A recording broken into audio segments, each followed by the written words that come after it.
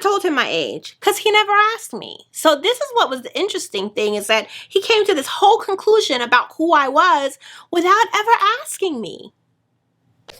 Okay, here's my intro. Let me just erase that right there and go simple. My name, A-Z, no, I don't like that. A-Z-I-Z-A-K-I-B-I-B-I.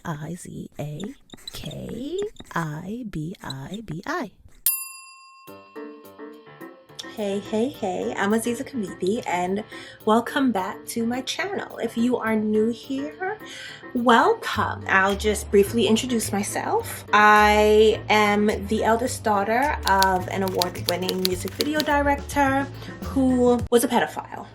He molested me from a very young age, isolated me from my family, from friends, wasn't allowed to go out in the world without him or my mom monitoring me. And eventually when my brother got older, you know, he was my monitor, and my father deemed me his sex slave, made me have 4 children for him. So a lot.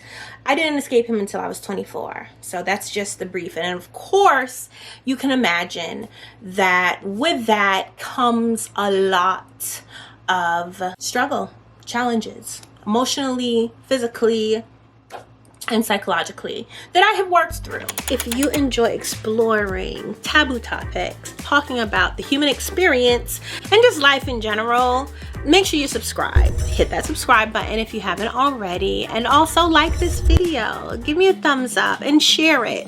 Please share with someone that you think can be encouraged or can learn something from it. For those who have subscribed and who has been following me and my story and my family, you know who we are, you know who I am. So thank you. That kiss is for you, for your continued support. And let's get into this video. So dealing with my age in relationships, interestingly enough, my husband was 2 years younger than me, and other serious relationships were actually, my first boyfriend was about 4 or 5 years older than me.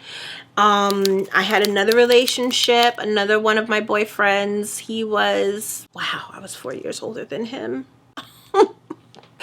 So I've explored an age range, but I was still young at that time. I was in my 20s, let's just say that. But one time, while in my 30s, I was on my way to Manhattan. I had been invited to a party that my client was having. One of my clients was a mergers and acquisitions firm in New York. I used to bake birthday cakes for the staff and cater some of their events, like their Halloween parties, things like that. Oh, fun times, fun times. But they had closed on a huge deal and invited me to a little gathering in Manhattan. So I'm jumping on the train. The train was like not far from where I lived in East Orange. Get on the train. As I'm walking up the steps, I look behind me because, you know, I'm just hyper aware of my surroundings and who's around me. I look behind me, and there was this cutie walking up. He had long locks, which actually was kind of a deterrent for me because my dad had long locks, so I'm not really attracted to that. But his hair was gorgeous, and he looked like, what is this guy's name? He looks like, and he looked like a famous rapper. I'm not gonna say who. I'm not gonna say who, but cute, just handsome.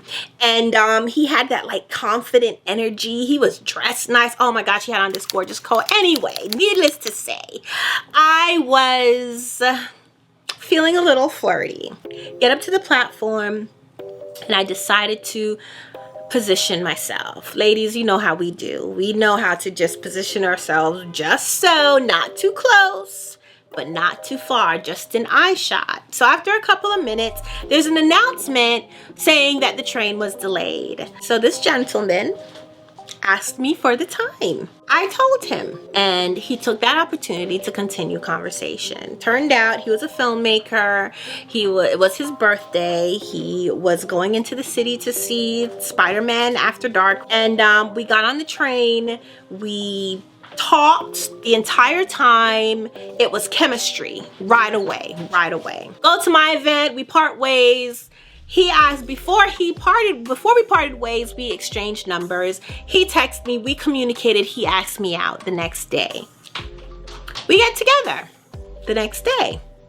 Great, chemistry is still there. Everything's awesome.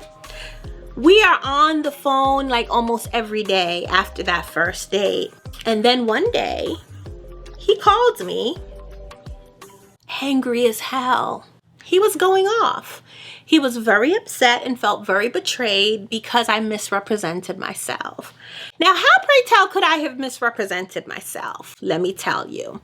Apparently, he had found my blog that started talking about me losing my daughter when she passed away. I did start a blog and I spoke very in depth about how I was feeling and what it was like to lose my daughter.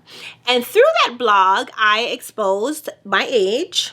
I shouldn't even use that word exposed. I was honest. I said how old I was, how many kids I had, and he came across this blog and he was so upset because apparently he had created in his mind when he met me that I was 25 years old, single, with no kids. Now, he was 2 years older than me. I was in my 30s. He was a couple of years older. So I didn't get what the big deal. He was still older than me. But no, his MO was that he liked to date younger women for whatever reason. And anybody he had dated in the past were considerably younger than him.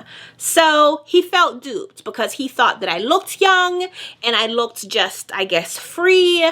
And he decided that that's who I was and was very pissed off that it was something different. That I was a grown-ass woman with kids, raising a family, going through some stuff.